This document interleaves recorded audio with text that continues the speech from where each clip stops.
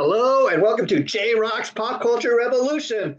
This is episode number 11. And what I thought we'd do tonight is we're going to do a retrospective look back on the first 10 episodes and kind of give you a little behind the scenes about the making of the show and the episodes.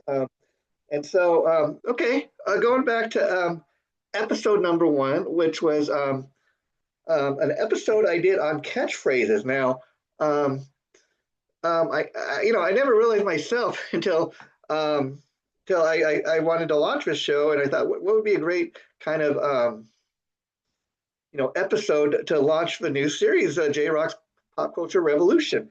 And I thought, catchphrases.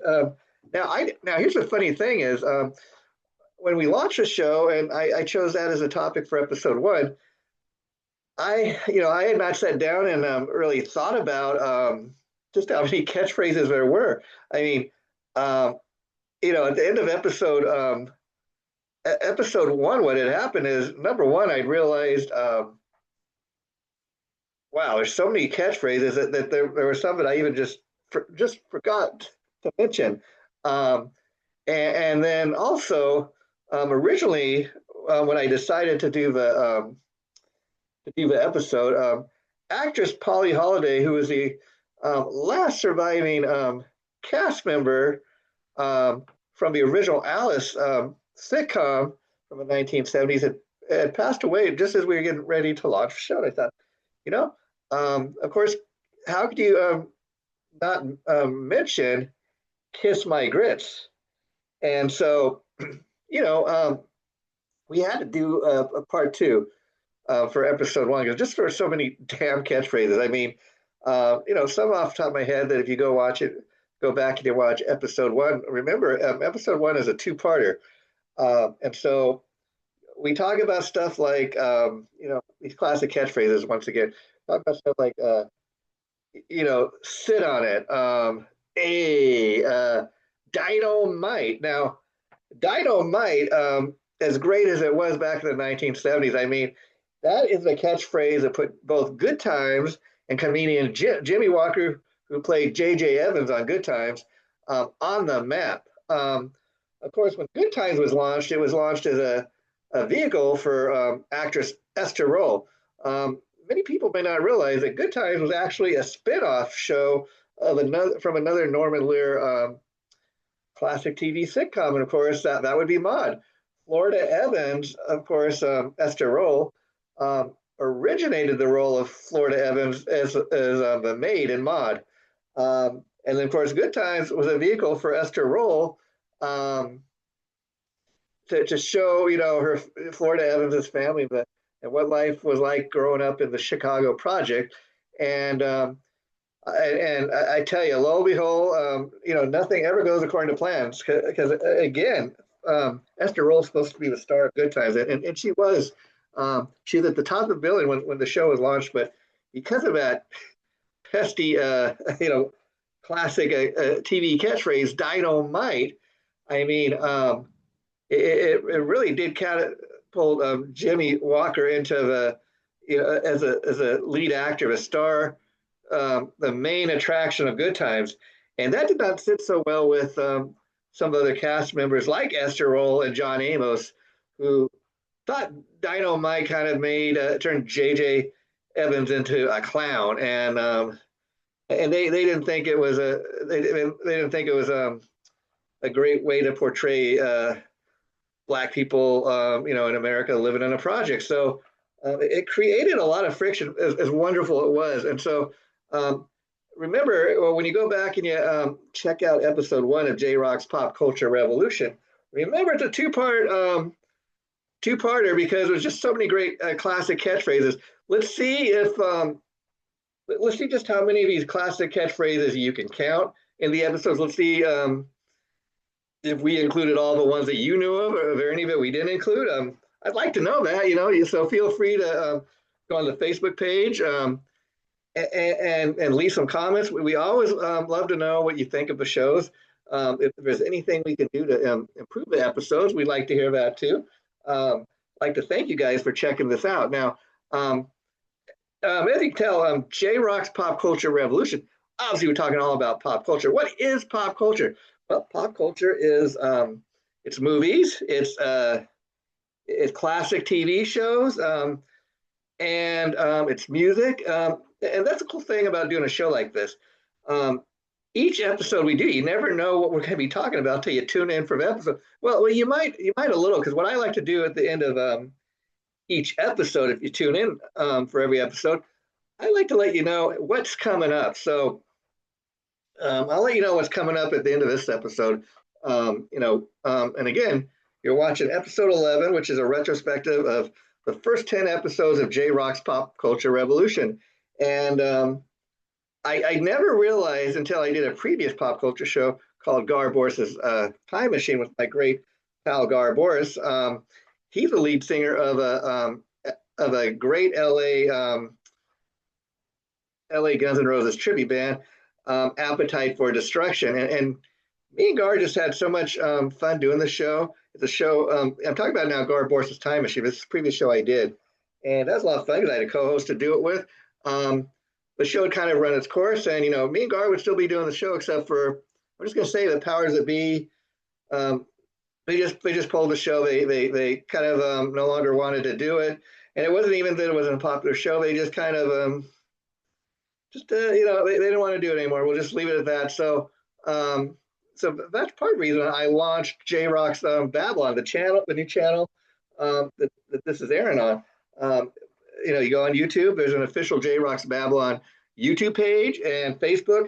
And I urge you guys to go subscribe to both of those because, again, we're constantly posting new, interviews and shows and episodes. And if you subscribe to both the YouTube and the Facebook page, you'll always be able to find find out what we're doing. I also post, updates probably at least once to twice a week when I'm able to do it, let you guys know what's new and what's going on. We really appreciate all the love and support. So again, that's kind of how and why these shows got started, because I previously was at Chaotic Riffs TV for 17 years, but like I said, that kind of ran its course, and it was time to move on. And this is what I'm doing now. And so once it was decided that Gar Boris no longer able to do a show with me, I decided, okay, it's time to launch something new. It's time to create something new. Now, like I said, what I realized when I was doing the other show, that in doing a pop culture show, there's really no way that you could possibly ever run out of ideas. And I've even seen that with the new pop culture show we're doing, JRock's Pop Culture Revolution. I mean, that's another thing I got to talk about is I had known this was coming for a while. The powers that be at Chaotic Riffs TV, the guy that owned the site, and I'm not going to mention his name because I don't really think it's worth mentioning his name. But because of that, I knew this was coming. I seen the writing on the wall, and I had a lot of time to kind of think about what I wanted to do. And I didn't want to do pop culture show, like I said, but I did not want to repeat the previous show because it meant so much to me, the previous show, because I'd done it with my friend Gar Boris. So I did not want to just go out and do kind of a carbon copy of what I'd done before. But from doing the other show, I had learned what could be done, And the thing with doing the previous show, I seen, we really didn't have a bad episode because we enjoyed so much what we were talking about. Now, the main difference between this show and the previous one is the previous show I had a co-host. Now, one thing in the new year that I hope to kind of start doing is to have some guest hosts come on the show. We've already had my good friend Ben Hicks, who's a producer and creator of Midas Co., which is going to launch. That's a great TV show. It's going to be launching next year in 2026. We're going to keep you guys updated on that. I've had Ben on the show and interviewed him several times over years. So he's a writer and a director. He brought on one of his Midas Co. Actresses, and she came on as well with him. That's the only one of these episodes so far we've had any guest hosts, but it was fun because, again, right now I'm doing the show alone, and so from time to time I will be having some of these guest hosts come on. Who's the guest host going to be? Well, probably people you've seen me interview over the years, people that I've interviewed on JRock's Babylon. It's a great opportunity for some of these guests to come and appear on the pop culture show because typically when I have them on, I interview them about their bands, their music, their movies, whatever projects they're involved in, and that's what they come to talk about. They come on the pop culture show. They can also talk about what they're currently working on, but I think it'd be fun too because it's another side of these people we'll get to see. We'll get to find out what things that they're besides their main gigs that they're interested in. I mean, I was one day having a conversation with my good buddy Tom Collier, my former This Is Metal co-host, and we realized that we both loved the classic 1960s TV show Batman. So I talked to Tom about coming on, making a guest, being a guest host on JRock's Pop Culture Revolution, and he's just as busy as hell as he always is between Fire Rock Music Group, the label that he is the president of, and of course Held Hostage, his own band that he's been rocking out with from the last 40 years. So Tom has agreed to come on as a guest host in the future, and so I'm thinking that might happen probably right after the first of the year. And he's already given me some ideas of what he wants to talk about. So be on the lookout, not just for Tom, but we're going to have some other guests come on the show. And that's just to kind of spice up the show a little because, I could sit here and I could think of plenty of ideas to do one of these episodes. And again, no shortage of ideas. That's one thing I love about doing pop culture. Never run out of ideas. And you'll see what I mean. But, so I could sit here and just roll out the episodes, just doing it by myself. But I kind of figured out too that I'm gonna have a co-host just to kind of spice up the show every now and then. It'll be a lot of fun to have these people come on as a guest host, and I just think it's going to spice it up, and we'll see how that turns out. But I just think that's such a winning formula. Now, for episode 2, I thought it'd be fun to talk about some of the classic TV shows most memorable characters. Now, again, when I was coming up with the idea for episode 2, I didn't realize what a huge task that was going to be. I mean, I already went into we're going to do this episode on the most memorable characters throughout the history of TV, but I didn't realize just how many there were once again, and so we had to break it down into 2 episodes once again, another 2-parter. And the reason for that, like I said, just didn't realize how many great classic TV characters there really was, and some of this stuff goes on before even my lifetime. For it was even what I'm talking about there is I'm somebody who was born July 4th, 1971. So like a lot of the early, episodes of Star Trek and the classic Batman show Bewitched, a lot of that stuff, I Dream of Jeannie was filmed in the 1960s. Before I was even born, these shows were on the air. But of course, in my lifetime, when I first became aware of these shows, it was through reruns on TV. And so I thought, okay, so it's going to be a 2-parter episode. So what we got to do is we got to talk about some of my most memorable favorite TV characters because I'm the host. I'm the one talking about it. So I got to be able to talk about this stuff, and it's got to be stuff that I'm interested in, to get you interested in going back and checking out some of these classic characters, So that was kind of a formula that we used for episode 2. But also, I realized, okay, part 1, we're just gonna break it down, and we're just gonna talk about the 1960s. And so, that's what we did. Like we talked about, characters such as I believe I talking about, I Dream of Jeannie, Elizabeth Montgomery from Bewitched, all the Get Smart, Maxwell Smart, all of these classic TV characters from the 1960s. Now, as we move on into part 2, okay, then that kind of said, okay, well, I think we could get it down into two episodes. So part 2, the formula was, okay, we've already talked about classic characters from the 1960s. So now we're going to get into the characters that, were from my generation. So as they say. So we talked about classic TV characters from the 1970s and the 1980s.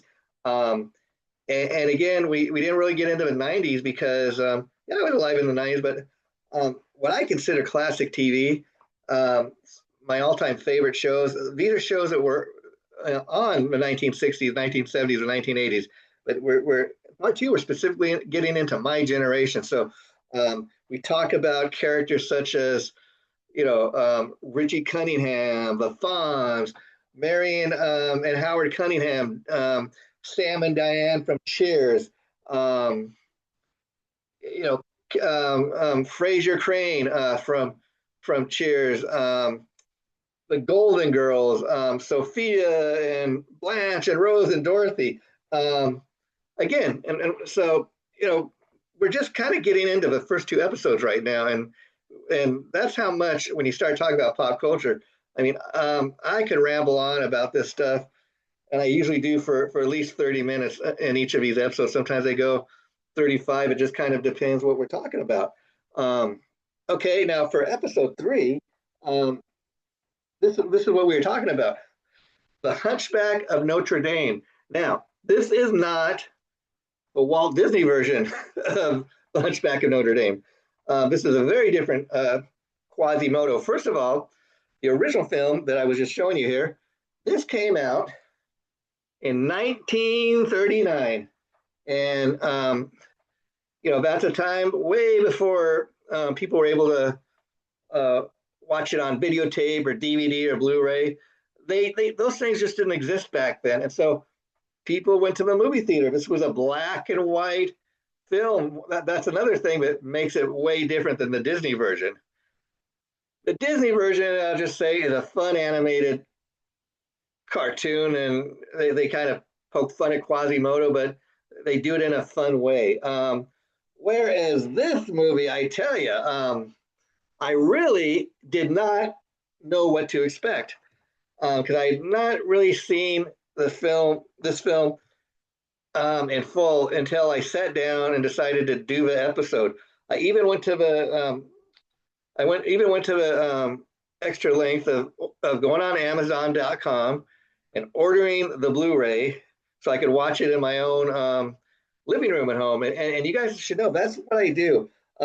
Anytime I do any of these episodes, first of all, it's about something that I know a lot about. Now, this was a little different because, like I said, while I seen the Walt Disney version, this is not what that. This is nothing like the Disney version. It's not what that was. So I knew right away, in order to be able to talk about the film and kind of compare it to the Walt Disney version, and because I knew this was different, I thought you got to get the film. You got to sit down and watch it, and it was very, very different.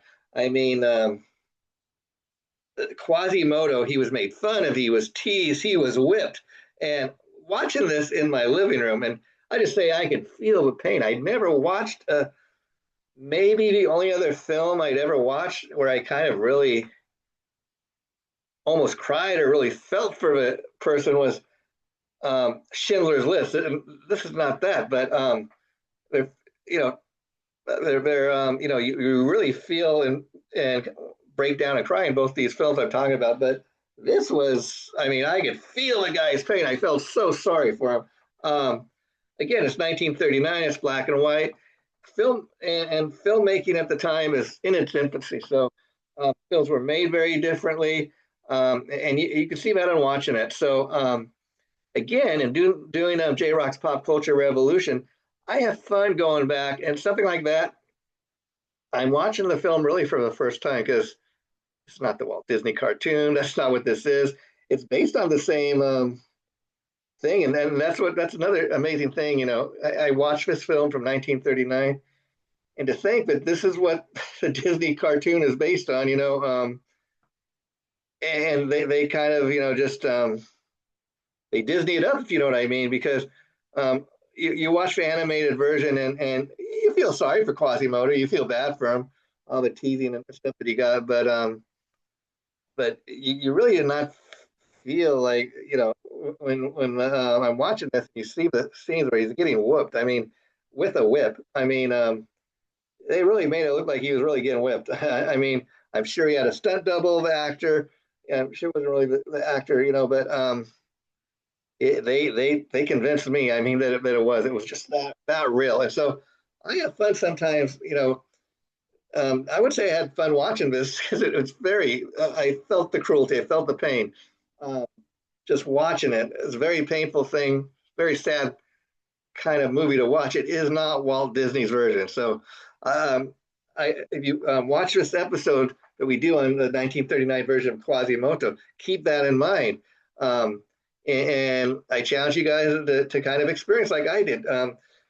Find a way. You probably go on YouTube and find the film, even if you don't want to pay for it.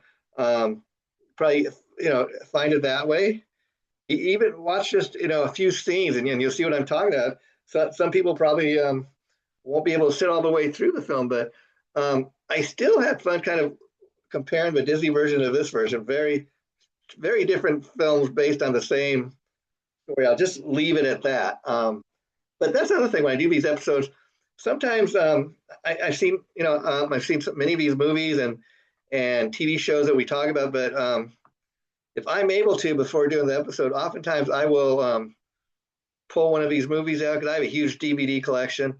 And if I've got it or I got the ability to, watch it again to kind of refresh my memory, that's what I like to do. And so let's see. And so another fun one we had was we did an episode on It's the Great Pumpkin, Charlie Brown. Now this is a soundtrack, and we kind of not back to back, but we ended up doing two separate episodes on It's the Great Pumpkin, Charlie.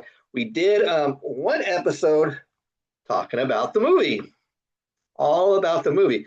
If you know anything about the history of the Great Pumpkin, Charlie Brown, I believe it came out, I want to say 1965, and it was the first kind of animated Halloween special that they had ever had. There been kind of no Halloween cartoon or anything like that celebrating Halloween until the Great Pumpkin, Charlie Brown. And as I said in the episode, what I loved about this was, of course, I love the holidays, but let's be honest, Christmas has Santa Claus, the Easter has the Easter Bunny, but Halloween, except outside of watching horror movies and witches and goblins and trick or treat and pumpkins, up until It's the Great Pumpkin, Charlie Brown, Halloween wasn't a people really didn't celebrate Halloween. Halloween didn't really have a character, and that's what I loved about this special.